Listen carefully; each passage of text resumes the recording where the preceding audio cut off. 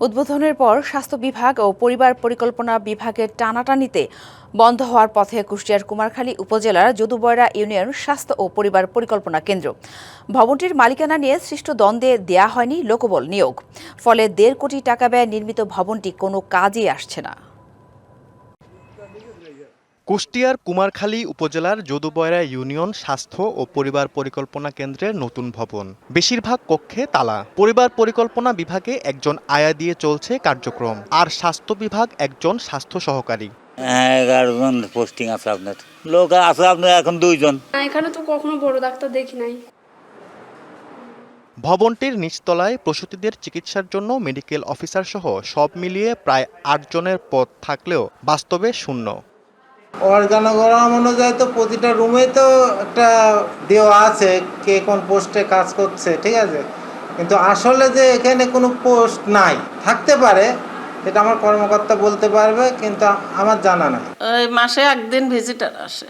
Delivery হয় না, ওসব কিছু হয় না। চিকিৎসক ও প্রয়োজনীয় লোকবল না থাকায় ক্ষোভ প্রকাশ করেন স্থানীয়রা।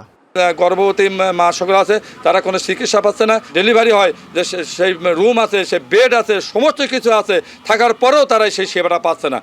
বাংলা কিউআর যেখানে নগদ পেমেন্ট সেখানে। সারা দেশে 10 লাখেরও বেশি মার্চেন্টে নগদে পেমেন্ট করুন খুব সহজে। উপজেলা পরিবার পরিকল্পনা কর্মকর্তা জানান, ভবনটির মালিকানা নিয়ে স্বাস্থ্য বিভাগের সাথে জটিলতা রয়েছে। এ কারণে কোন বিভাগ জনবল নিয়োগ দেবে তা নিয়ে দেখা দিয়েছে অচলাবস্থা।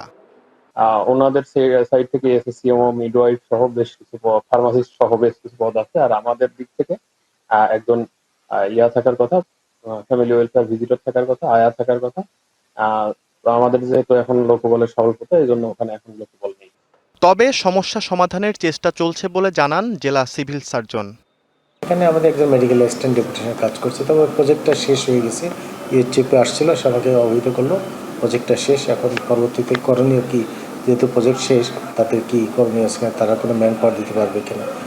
দ্রুত সংকটের সমাধান করে লোকবল নিয়োগের মাধ্যমে স্বাস্থ্যসেবা জোরদারের দাবি এলাকাবাসীর। DBC news desk.